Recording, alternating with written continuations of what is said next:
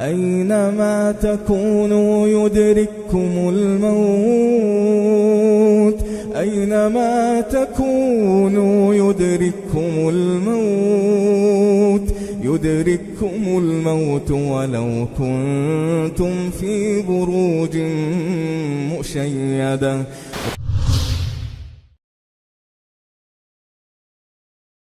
Bismillahirrahmanirrahim.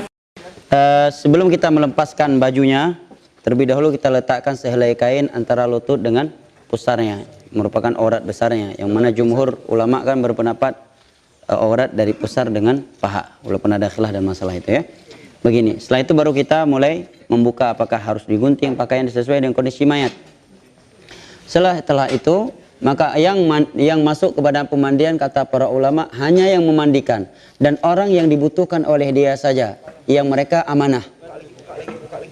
Karena di beberapa daerah itu ada tempat pemandian yang terbuka umum sehingga semua orang bisa lihat. Sehingga saya di Lombok seperti itu kebiasaannya di beberapa daerah. Itu nggak boleh karena mayat harus dijaga kehormatannya ya, walaupun sudah meninggal. Kita pakai sarung. Setelah itu kita angkat seperti hampir duduk. Digosok-gosok, perutnya boneka perempuan pula ya. Digosok-gosok perutnya. Ya. Sehingga keluar. Yang satunya sambil nyiram.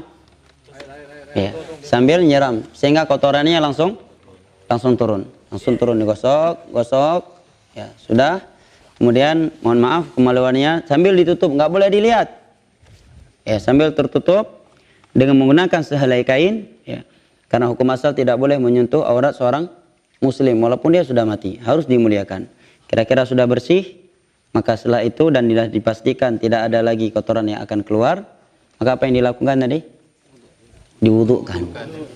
Diwudukkan. Mana airnya? Ini perlu disiram langsung nggak? Siram aja ya, biar jelas ya. Baik. Sekarang saya gosok-gosok. Nah, siram yang lain, siram. Ya. Baik, ya. Antum angkat ini mayatnya ya. Baik, ya. Ikan sambil saya gosok-gosok, kotorannya otomatis keluar. Ya, rata-rata tempat pemandian kan dia lebih tinggi bagian kepalanya. Angkat coba ini. Silakan. Ya. Langsung saya atau ganjel gitu. Saya ambil gosok, saya siram terus. Ya, saya siram. Ya. Baik. Ya. Kira-kira sudah nggak ada lagi kotoran yang akan keluar. Kemudian kita gosok-gosok kemaluannya sambil kita siram. Ya. Hah? Dubur juga? Belum. Ya. Ya. Setelah itu baru bagian dubur. Ya, dubur tanpa melihat auratnya ya, dengan menggunakan sarung tangan. Ya. Iya, dibalik nampak nanti. Diangkat. Iya, diangkat saja. Ya. Nah, kan disiram dari bawah airnya. Baik. Udah, kira-kira sudah dipastikan kotoran yang nggak ada lagi, maka setelah itu baru diwudukkan. Kita buka sarung tangan kita karena tadi yang kotor, kita wudukkan seperti wuduk salat. Apa? Ada diniatkan untuk wuduk. Ya tadi kita udah bismillah dan niat kita memang pemandian jenazah tanpa diucapkan karena niat adalah amalan hati. Baik. Di tangan 3 kali kan? 3 kali kan sunnah. 3 kali. Baik juga nih mayat nggak lawan-lawan.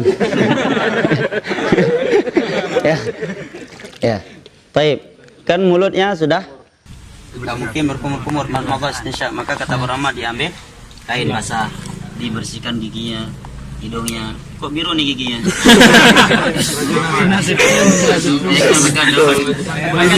Jamblang. Jenazah ada gigi kawan. Ya nggak boleh disiram ya. Nah, setelah itu seperti itu apa lagi? Wajah. Setelah berkumur-kumur nanti setelah kumur-kumur. Wajah. Muka apa wajah? Wajah, bukan muka. Hah? Wajah bukan muka ya. Muka apa bedanya? Baik ya. 3 kali. Sunnahnya kan, wajibnya kan sekali ya. Kenapa? Sekali ambil langsung gini-gini dulu. Ini kan di situ pentingnya ada ingat jazakallah. Imam Nawawi menyebutkan bahwa dihitung sekali dalam berwudu adalah dengan al-isti'an, sempurna anggota tubuh tersebut. Misalkan begini nih. Baik. Ini belum kena tadi kan? Saya sekali lagi ini. Ini dihitung sekali bukan 2 kali. Dihitung sekali dengan sempurna. Nah, sempurna. Nah, baru dihitung sekali, ini udah 2 kali. Tapi kalau terkadang kan ada orang jual cuci kaki begini. Sekali di ujung ini, sekali di sini, sekali di sini, dia kira 3 kali. Jelas ya? Nah, kata Imam Nawawi sekali itu bil isti'ab. Seluruh anggota wudhu tersebut telah basah. Itu baru dihitung sekali. Bukan dengan berapa kali dia menyiram. Jelas ya? Jelas. Baik. Setelah itu kita wudhukan. Nah, kalau yang berjenggot di celah-celah gitu juga nggak sah? Ya, jenggot di celah-celah itu masuk ke dalam pembahasan wudhu. Ketika bagi orang yang berjenggot, kalau jenggotnya lebat. Baik. Dan apakah kukunya dipotong? Sebagian ulama berpendapat tidak dipotong, maka ada yang menganggapnya beda. Mungkin juga rambut ketiaknya ya. Adapun kumis maka dicukur, karena itu yang gampang. Adapun jenggot jangan dicukur. Kalau giginya itu ada gigi palsu atau gigi Tidak ada, wajib walaupun ada ya gigi yang emas atau perak. Nah, karena khawatir masuk ke dalam basah bagian. Kena keumuman hadis Nabi kasru aqmil mayyit ka kasri hayya. Mematahkan tulang mayat itu sama hukumnya seperti mematahkan tulang dia ketika masih hidup. dibiarkan. Emasnya bisa. Ya kalau emasnya bisa menyebabkan patah tulang dan emasnya terlalu besar, ya lebih baik. Khawatir kena hadis tadi, jadi emasnya besar menjadi warisan cukup untuk beli inovasi.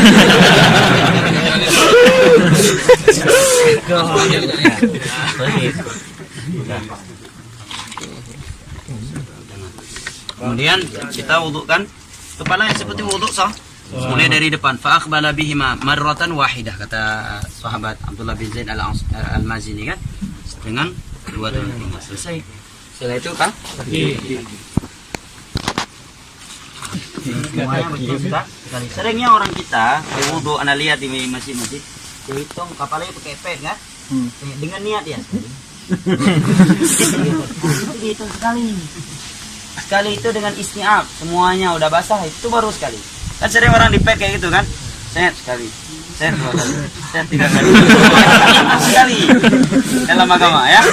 Katakan setnya itu dari anak.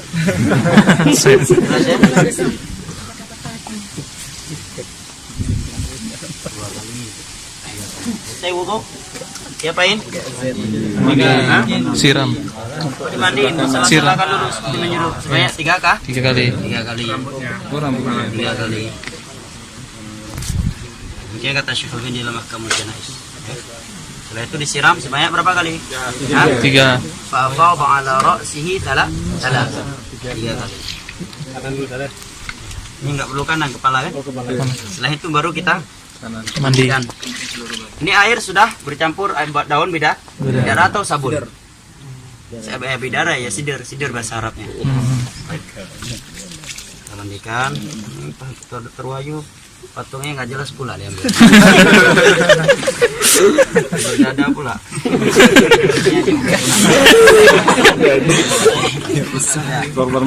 Korban mutilasi. Ini belum dihitung sekali ya, belum. Kita balik. Bantu kan nggak mungkin anda mandikan sendiri. Pelan-pelan.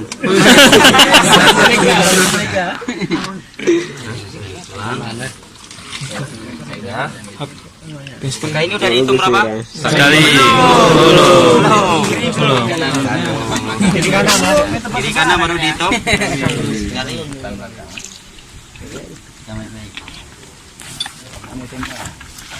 Hitungannya bukan dengan gayung ya. Bil isti'ab. Balik.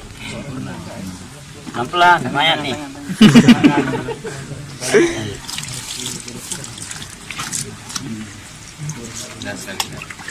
Dah tuh.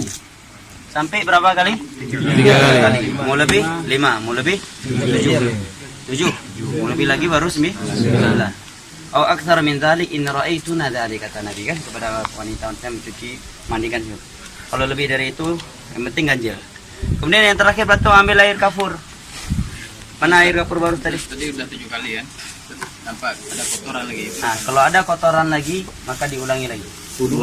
Demikian kata para ulama. Diulangi dari Dan kata para ulama, kalau sebagai ulama menyatakan kalau kotoran tersebut nggak mungkin bisa ditahan, maka dimasukkan sehelai kain agar kapas, sehelai kain agar tidak keluar lagi. Termasuk darah, Ustaz.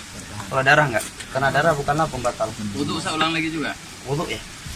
ulang dari awal. Dari awal mandinya dan wudunya. Jelas ya? Nah sekarang air kafur. Udah ada ini air kafurnya.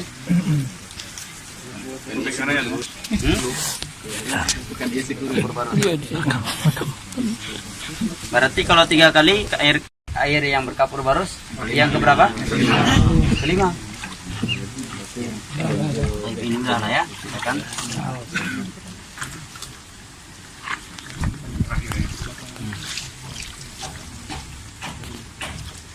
Tahu ini apa filosofnya Dokter Wahyu ngambil patung yang perempuan nih? Adanya ini. Nih. Waduh. Nah lagi ya. Pembahasan luar biasa. Awalnya yang mati gitu, Ustaz. Baik. Jadi apa bedanya mandi junub? Gak ada bedanya. Cuma bedanya apa? Pegang kapur. Kemudian kita bersihkan kotoran-kotorannya. Semua mandi syar'i semua sama bentuknya. Mandi Jumat, mandi junub, mandi jenazah. Cuma karena kita terkadang di masyarakat dibuat mindset ya kan mandi jenazah ini kalau bukan ustadz besar, Pak Kiai, tuku besar, harus ada bunga ini, bunga itu.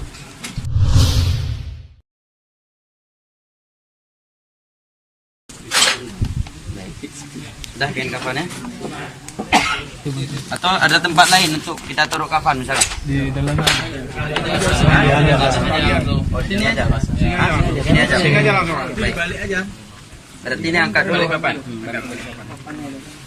Meja yang dulu. Bantu Ustaz. Pegang dulu. Tadi ya. Bantu Ustaz. Biar mudah bagaimana? Taruh tadi dulu ya. Kali. Kalau ini tidak ada ketentuan khusus ya dalam masalah ini. Jadi yang diyakini talinya harus sekian banyak, cara ngikatnya harus di kanan. Karena masyarakat kita ada yang yakini ikatannya itu nggak boleh di sebelah kanan, tapi di sebelah kirinya. Tidak ada ketentuan. Untuk ganjilnya Ustaz itu ada. Kenapa? Ada yang harus ganjil. Itu enggak ada. Para ulama menyebutkan ganjil seperti beberapa kitab fikih yang saya baca 5 atau 7 kali. Tapi wallahu alam saya tidak mendapatkan dalil bahwa itu harus ganjil. Wallahu alam. Saya belum dapati, belum berarti tidak ada ya. Bantu pegang itu. Keringkan, basah-basah gini. Ya dikeringkan. Dikeringkan patung. Bantu pegang. Ya, kita turunkan kafan dulu. Baik. Dikeringkan. Sebagaimana ketika putri Nabi meninggal kan Nabi mengasih satu kain. Para ulama menyebutkan di antara hikmah untuk dikeringkan. Boleh dari potong-potong. Baik.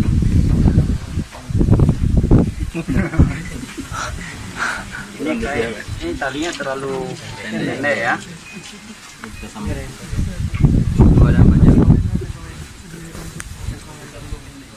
Baik. Wah. 3 sudah. 3. Bukan kain kami. Masya Allah. Ini tadi udah dikeringkan. Tutup semua Kak, nggak bisa ditempel gini Kak. Apa itu? Nggak ditindih kainnya, bisa dilenggangkan gitu. Tutup semua Insya Allah. Kalau gini kan nggak tutup semua kan. Enggak, kalau di begitu kan nanti mudah lepas. Yang jelas kafan untuk menutupi seluruh mayat, tidak ada ketentuan. Dan rata-rata kafan ini ukuran normal. Yang selama ini anak yang pernah anak mengkafarkan, anak melahirkan langsung begini, tidak dibesarkan. Allah Allah. Baik, ini tadi udah dikeringkan, kainnya udah diganti ya, udah diganti. Baik, kita udah ganti kain kering, dia buka dulu nampak aurat. Ini udah nggak ada pakaian tentunya kan? Ini kain kafan dianjurkan memberikan banyak minyak wangi. Ya, ada beberapa asar dari para sahabat Nabi agar meletakkan kapas yang telah diberi wangian di anggota sujud. Tapi Syekh Albani menyebutkan kayaknya enak duduk semua ya, duduk semua. Memasukkan kapas yang sudah diberi wangian ke duburnya, di mata dan hidungnya. itu tidak ada dalil. Ya, dalam satu iya ini. Jelas ya. Tapi pada anggota wudu, anggota sujud itu ada acara dari beberapa sahabat tadi. Dan secara umum adalah memperbanyak minyak wangi. Bahkan sebagai ulama menyatakan andai kata seluruh kain kafan diberikan wangian maka tidak mengapa. Jelas? Baik, sebenarnya ulama menyebutkan juga agar di bagian kemaluannya ini diletakkan kapas yang berbentuk seperti sirwal. Ya, apa hikmahnya? Kapas yang berbentuk celana yang telah diberikan wangian agar tidak mudah nampak kemaluannya dan tidak berbentuk ketika dilipat. Walaupun secara dalil tidak ada ketentuan yang seperti itu. Jelas ya? Kan dan saya kira rata-rata di masyarakat kita juga begitu. Saya lihat kemarin ketika sepupu saya dikapas, terus ini dibentukkan seperti celana yang tidak bersambung kan? Di bawahnya juga demikian. Di antara hikmahnya yaitu kemaluannya tidak nampak nantinya. Kemudian kotoran pun kalau andai kata keluar pas ini tertahan dengan itu, tidak menembus kafan. Maka dilipat. Tangannya ada buat Sebagai ulama berpendapat untuk sedekahkan, tapi yang rajih tidak ada dalilnya. Andai kata ada dalilnya, Nabi memerintahkan putri beliau. Karena kaidah ta'khirul bayan an waqtil hajah la yajuz. Tidak mungkin bagi Nabi menunda penjelasan di saat dibutuhkan. Waktu itu mereka sedang memandikan putri beliau. Nabi tidak menyatakan harus dibentukkan salat. Kalau ada yang berkata, agar bertemu dalam keadaan bentuk salat, berarti itu istihsan. Istihsan bukan sumber agama. Sumber hukum Al-Quran dan hadis. Cabang dari itu ijma, qiyas dan ijma dan qiyas yang sahih. Jelas ya? Bahkan sebagian ulama menyatakan dengan kita sedekapkan, dikhawatirkan akan mematahkan tulang dia. Sehingga kita khawatir terancam dengan hadis Nabi yang menyebutkan mematahkan tulang mayat dosanya seperti mematahkan tulang orang yang masih hidup. Ya. Dan andai kata ini dianjurkan untuk membentukkan sedekah, pasti ada anjuran dari Nabi. Apalagi kematian di masa Nabi enggak satu kejadiannya. Banyak, ya kan? Hampir tiap bulan ada yang meninggal misalkan. Tapi tidak ada penjelasan itu. Menunjukkan tidak ada. Mengikuti sunnah lebih baik daripada ya melakukan sesuatu tidak ada. Setelah itu sudah muasar ya? Segera kan. Segerakan mayat. Ini tarik yang kuat ya. Ya cukup. Oke. Kemudian. Kemudian diikat.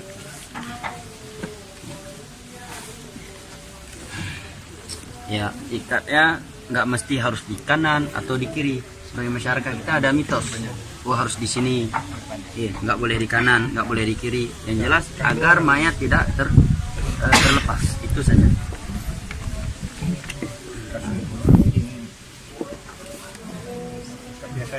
Yang paling ujung.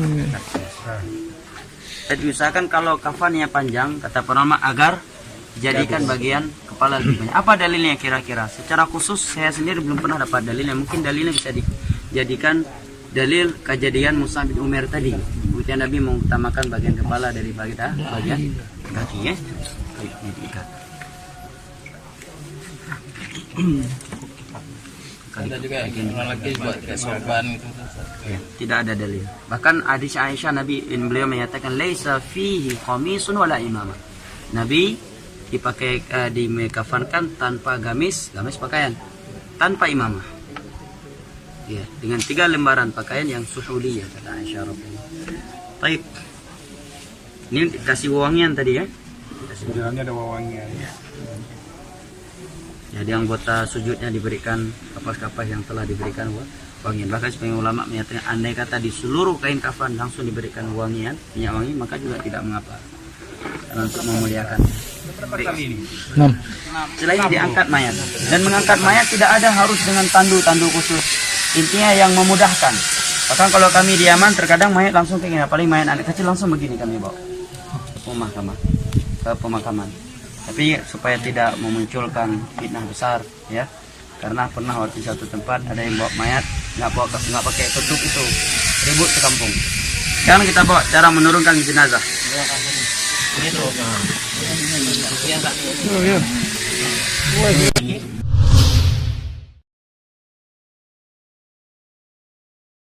Karena ada orang turun berapa orang?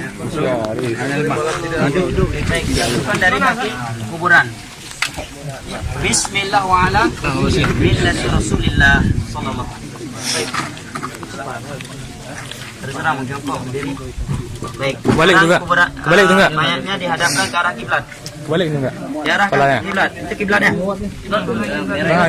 Kiblatnya sana mereng, sana mereng. Karena ada. Taruhlah ke sana ya kiblatnya, ke sana. Baik. Tidak ada ketentuan anak korban yang pertama kali melempar, tidak ada. Yang dianjurkan seluruh yang ikut ini dianjurkan untuk melemparkan sebanyak 3 kali lemparan. Maka lebih afdal tadi apa? Lahat. Lahat kan langsung kita masukkan ke dalam. Begitu kita masukkan, misalkan kalau lahat, maaf ya. Lahat kan di sini kita buat. Di dalam ini kan kita buat lubang. Begitu kita masukkan mayat langsung ke dalam ya.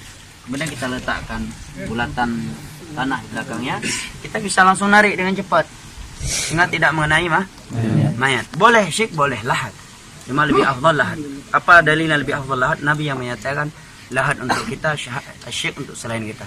Kemudian mayoritas mayat di masa Nabi menggunakan lahat bukan syik. Jelas ya? Ya, maka lahat lebih afdal. Maka sambil ini ada satu yang sambil duduk dengan jamaah yang lain atau yang sebagian yang berdiri berceramah mengingatkan akan kematian. Begitu selesai, maka satunya mengingatkan berdiri untuk mendoakan si mayat. Nabi menyatakan selalu tidak ada. Ya. Tidak ada azan dan itu salah satu beda. Tidak ada satupun mazhab yang mengadankan. Ya, demikian juga talqin mayat ya. Karena sekarang secara logika dia sekarang udah masuk ke alam barzakh, alam pembalasan. Berarti kalau kita mentalkinkan dia, kemudian dia menjawab, berarti masih ada kesempatan untuk beramal dong. Lalu apa maknanya orang kalau udah mati putus sudah kesempatan untuk beramal? Kalau kita ada manfaat talqin, nanti kalau datang ditanya jawab begini, begitu. Kalau sempat dia jawab, oh ya, langsung lari sini. Yang talqin pun hilang dia, ya kan? Berarti timbul pertanyaan, berarti bermanfaat dong. Berarti ada kesempatan untuk bertobat setelah kematian. Padahal Nabi menyatakan kalau mayat roh sudah sampai ke rongkongan, pintu tobat sudah tertutup. Berarti bertentangan dengan mana hadis tersebut. Lebih dari itu Nabi tidak pernah mentalkin anaknya meninggal Ibrahim, cucunya, putrinya, para sahabat yang lain, demikian juga para tabi'in. Di sana ada yang beralasan membaca Al-Quran di atas kuburan, yaitu perbuatan Amr bin As. Riwayat Imam Muslim. Tetapi para ulama menyatakan ini anjuran individu sahabat. Perbuatan sahabat bukan sumber hukum. Apalagi perbuatan individu sahabat yang menyelisih mayoritas para sahabat. Khulafa ar-Rasyidun tidak melakukannya. Mayoritas para sahabat tidak melakukannya. Cuma beliau yang meriwayatkan, mewasiatkan agar dibacakan Al-Quran di atas kuburan beliau. Itu perbuatan individu yang diselisih oleh para sahabat Nabi. Yang lainnya tidak melakukannya. Kemudian kata para ulama, masyarakat kita sekarang sudah baca Al-Quran itu, kemudian ditender lagi kuburannya, lebih parah lagi. Ya, bayar, ya, dan seterusnya. Maka selesai dikuburkan, selesai pula ceramah. Kemudian salah satu mengingatkan, doakan saudara kita, dia sekarang akan ditanya, dan mohonlah kepada Allah agar dia dikokohkan dalam kuburnya. Setelah itu pulang, selesai. Setelah itu baru ada anjuran untuk bertakziah. Selesai penguburan, nggak ada yang sulit. Ustaz, kalau ini kuburan kan biasanya ada ini Ustaz kejadian berair Ustaz. Itu boleh nggak dibuat kayak peti itu? Bahkan sebagian para ulama menyatakan kalau Syafi'iyah malah keras, nggak boleh ada hal-hal yang bersifat kayu. Kenapa kalau ada air? Andai kata sekarang ini bersih, besok datang tsunami kena air juga. Sekarang kering, seminggu setelah itu ada tsunami, kena air juga. Dan itulah makna firman Allah, kami ciptakan mereka dari tanah, kami kembalikan ke tanah. Jadi tenggelamkan aja langsung Ustaz. Kalau airnya ya, Ada air kan terapung mungkin Ustaz. nggak mungkin terapung. Kecuali boneka seperti ini yang kecuali airnya bisa dihilangkan. Biasanya kan atasnya dikasih papan itu gimana Ustaz? Makanya bilang tadi, ulama Syafi'iyah berpendapat tidak boleh. Karena di masa Nabi juga ada papan, tapi mereka langsung. Bahkan itu menyelisih keumuman ayat dan hadis. Kami kembalikan mereka ke tanah, kami ciptakan dari tanah, dan kembalikan ke tanah. Berarti kalau ada papan, dan kami kembalikan mereka ke papan. Tikar Hah? Tikar panda. Tikar pandan juga ditarik karena yang pakaian yang dibawa oleh mayat satu-satunya adalah kafannya. Adalah kafannya. Itulah makna, disitulah kita akan tertegur. Walaupun kita hebat di dunia, rupanya pakaian tok kafan dan di dalam bawah tanah liat kita dimasukkan. Bahkan sebagai ulama Syafi'i ada yang berasio. Kalau ada paparnya nanti kalau diadab akan terbakar. Tapi ini dibantah oleh ulama, ini masalah gaib, nggak bisa dikiaskan api yang ada di dunia. Baik, kemudian boleh meletakkan tanda-tanda kuburan seperti satu batu atau dua, dan kuburan tidak boleh lebih dari satu jengkal, dan tidak boleh diberi nama dan kapur. Dan itu sepakat ulama. Hadis Jabir, Nabi melarang untuk diberi kapur dan ditulis kuburan. Jelas ya? Bahkan Imam Syafi'i juga melarang keras. Jadi yang kapuri bukan mazhab Syafi'i. Makanya kita lihat ke Baqi, kita nggak bisa lihat mana kuburan Utsman, mana kuburan sahabat yang lain. Semuanya tidak ada. Raja yang mana kuburan raja, mana rakyat jelata di Saudi Arabia, nggak bisa kita bedakan. Nggak ada namanya. Dan apa hikmahnya? Banyak diantaranya. Kalau sempat ditulis nama, kalau ada sebuah kuburan yang orang anggap dia wali, habis sudah. Jadikan sumber kesyirikan. Wah, ini kuburan. Tapi Syiah anehnya, mereka kalau di Baqi udah ada buku petunjuk di mana Ali, di mana sahabat ini, sahabat itu yang menurut mereka ada ini kelebihan dan seterusnya. Ustaz, tadi kan nggak boleh ada kayu, Ustaz. Itu kalau kita masukkan ke sini kan biasanya ada orang-orang taruh kayu gini, Ustaz. Kenapa nggak dengan tanah saja? Itu nggak boleh juga berarti, Ustaz ya? Kalau dikatakan nggak boleh, ya nggak ada larangan. Tapi kalau dia menggunakan kayu, ya. Kemudian ada pertanyaan, kenapa nggak langsung tanah? Kenapa nggak tanah langsung? Ini tanah. Walaupun ada kayu, nanti dia terjepit nggak dengan tanah? Terjepit juga. Dari tanah ke tanah dan ke tanah. Mazhab Syafi'i dalam mazhab Syarah Muhadzab, ulama keras menyatakan tidak boleh dimasukkan kayu. Tapi kalau mereka memasukkan tanpa ada keyakinan tertentu, ya di sini kan nggak masuk beda, karena mereka tidak mengkaitkannya dengan nilai-nilai agama. Ini masalahnya kalau mereka kaitkan kayu-kayu tersebut dengan nilai-nilai agama, ini membutuhkan dalil karena sudah berkaitan dengan keyakinan. Tapi kalau sekedar dia biar nggak terbalik, ya boleh-boleh saja. Sudah setelah penuh tanah boleh dinyainya, Ustaz, atau rapikan? Ya, tidak mengapa untuk dikeraskan. Langsung sekalian aja. Tanahnya. Sekalian ya, dua-dua ini dikuburkan. Sudah selesai kan? Ustaz, dalam kuburannya berapa, Ustaz? Dalam kuburannya? Kedalaman Quran para ulama menyatakan al-a'maq. Sedalam-dalamnya dengan standar kira-kira binatang buas tidak akan bisa mengoreksinya. Kalau sekarang bukan sekadar binatang buas, ada orang-orang yang mencari ilmu gaib untuk dan di antara bid'ah para ulama sebutkan adalah menjaga kuburan satu malam pertama. Tetapi untuk sementara sekarang ini, kalau kita tahu di sebuah tempat ada dukun-dukun jahat, dia akan mengorek mayat untuk ilmu dia, maka kita jaga bukan karena meyakini ada anjuran menjaga, maka tidak mengapa, tidak masuk ke dalam kebid'ahan yang disebutkan oleh Syekh Al-Albani dalam Ahkamul Janaiz. Karena beberapa daerah ada ilmu, bahkan di Yaman pernah kejadian di Aden, kuburan seorang wanita dikorek kembali dan mohon maaf diperkosa dia. Ya udah mati karena emang dia wanita yang sangat cantik di kota Aden itu. Dari cerita, saya nggak lihat kasusnya, saya diceritain oleh Ahmad At-Tabaki, salah satu guru anak orang kota Aden, Yaman. Ini memberikan fitnah wanita itu sangat bahaya kan? Kenapa orang tahu dia cantik? Karena dulu nggak nutup aurat. Coba kalau ketika dia hidup pakai cadar, kan orang nggak tahu. Ya, menunjukkan penjagaan Allah kepada wanita yang menjaga aurat dia. Diperkosa dia. Padahal udah mayat. Nauzubillah min dzalik. Nah. Kalau di bawah itu misalnya ada binatang berbisa, kita nuruninya pakai tambang gitu boleh? Tidak mengapa, selama kita tidak meyakini hal-hal tertentu kan. Ya, tapi kalau binatang buas dipukul dulu, diusir dulu. Bahkan Nabi menyatakan uqtulul aswadaini fi shalah. Bunuh kalajengking dan ular walaupun kalian sedang sholat, apalagi di luar sholat. Dalam sholat disuruh bunuh mana?